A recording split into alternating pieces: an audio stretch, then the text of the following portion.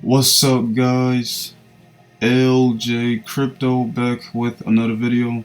If you like my content, please subscribe, hit the share, like, and comments button, and always know that it is my goal to help you become financially free through the crypto market. So let's get started. So in this video, I want to talk about one of the most popular DEXs, decentralized exchanges, and that is Uniswap. And at the day I'm recording this, May 5th, this is the day that they have come out with version 3. So we go to this article. This was made maybe a month ago. So basically, Uniswap, you are able to invest in liquidity pools. The ones that put money into it are liquidity providers. And the problem with V1 and V2 is that liquidity providers, they had to provide their money at insane prices. So like here, say for instance ETH, they would only show prices way above its current price. ETH has never gone up to 500k. It's never been at a range of 500k to 1 million. That is absolutely insane.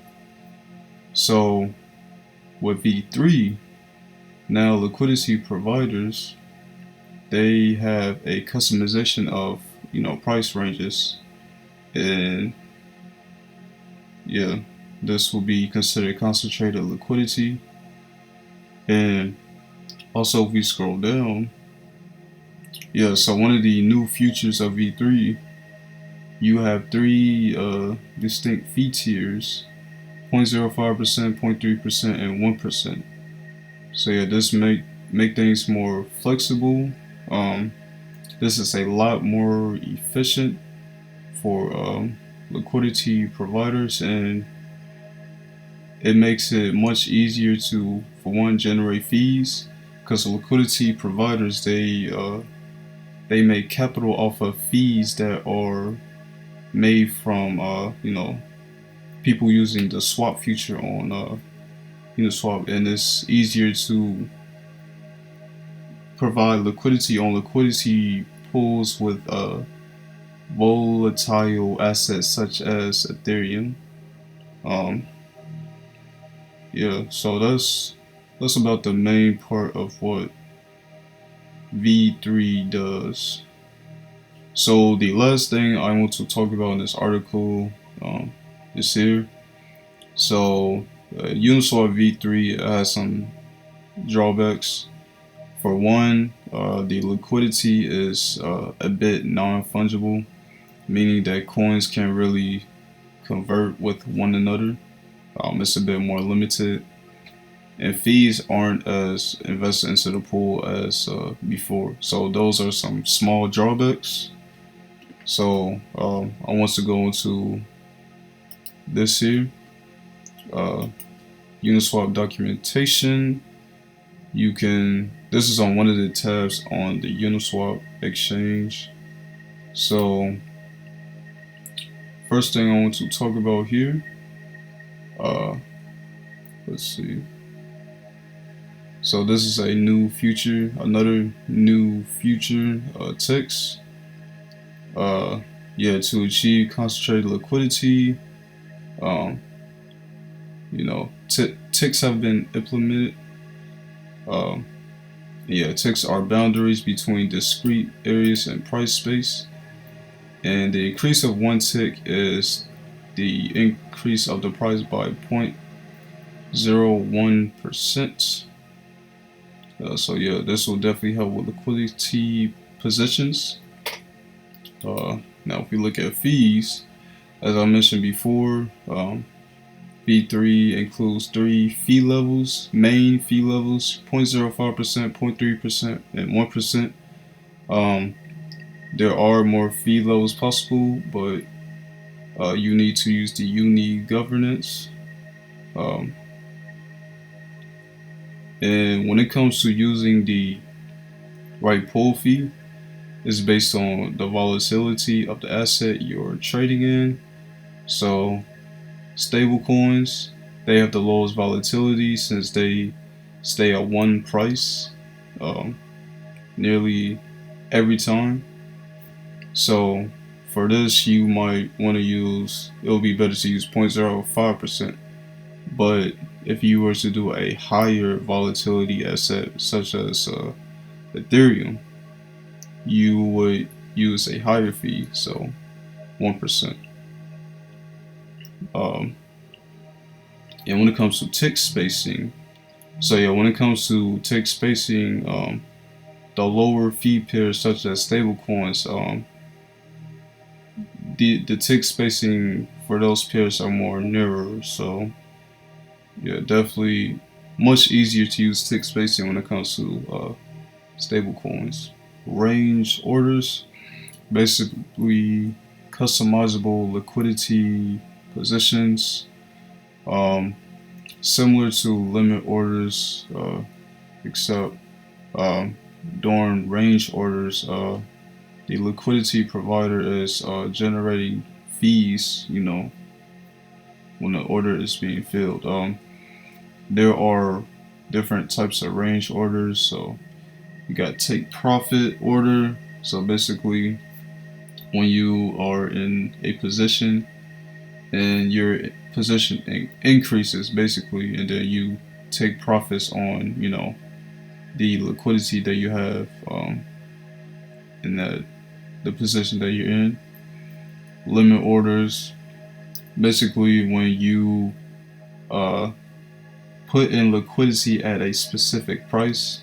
So say if, for instance, say if this went to, say if you set it to 1400, right? Once it goes down to 400 DAI/ETH, your liquidity is in that pool.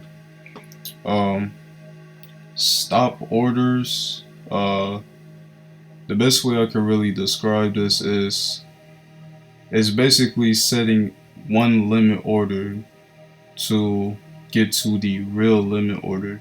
So like you are setting, you want to make sure that the pool's price gets to a certain price before you set the actual order.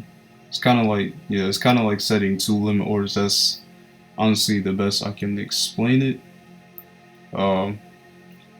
And yeah, these are basically the same, except stop orders is getting in the trade, and stop loss orders is, basically stopping your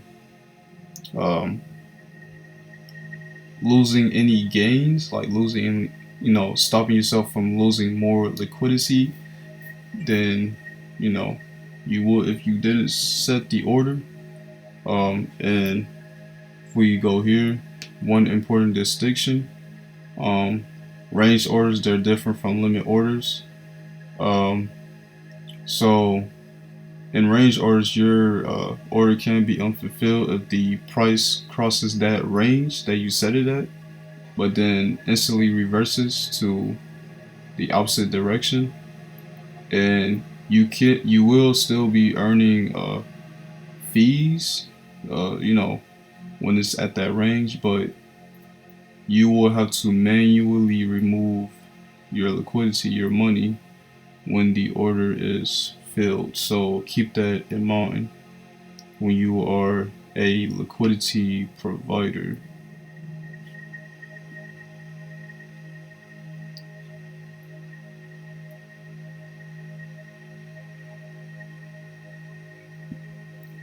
Also, fees.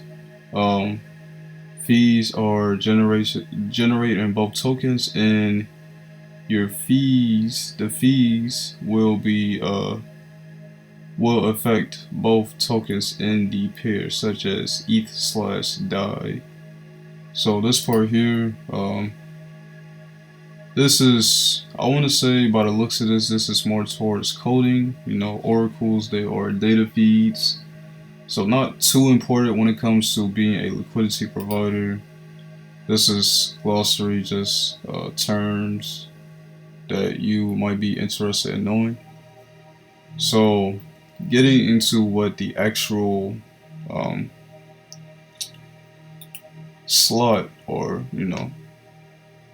actually the actual process of being a liquidity provider. So we go here, pool, let's see.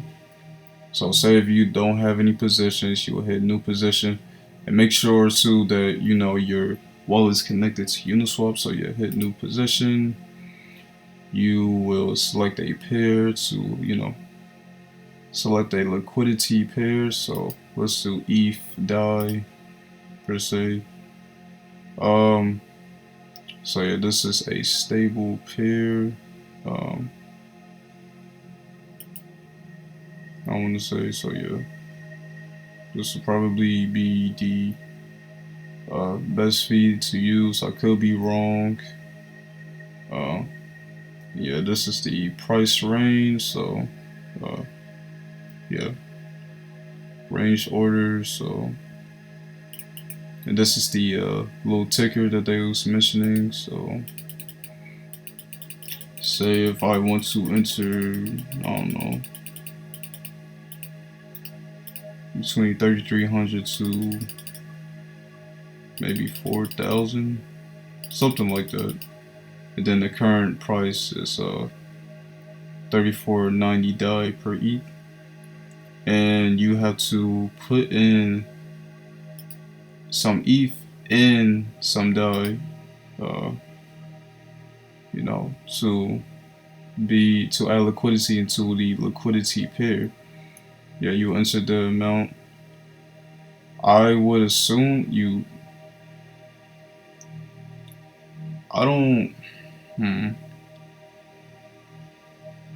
might have to put in ETH gas fees, but I could be completely wrong on that. So yeah, enter that amount and boom, you should be within the pool. Yeah, once it hits that price range, you should be within the liquidity pair. And also this is where the Uniswap Governace comes in, and yeah, participating in this will allow you to have more fee options. And also if we go here, let's see, these here, so we go to one of these.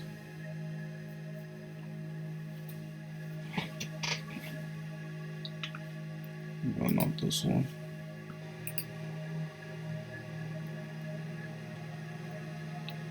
This is a little simulation. Yeah, Uniswap V3 simulator. Mess around with what basically like paper. I don't know, paper trading. You're testing out your money amounts and the price ranges without actually putting in real money. So yeah, this is definitely something you could play around with if you are seriously considering being a liquidity provider. Mess around with that on Uniswap. And yeah, that's about it. That is the end of the video. I hope that made sense. But yeah, once again, if you like my content, please subscribe, hit the share, like, and comments button, turn on the notification bell whenever I post a new video. Check out the description below, and I will see you in the next one.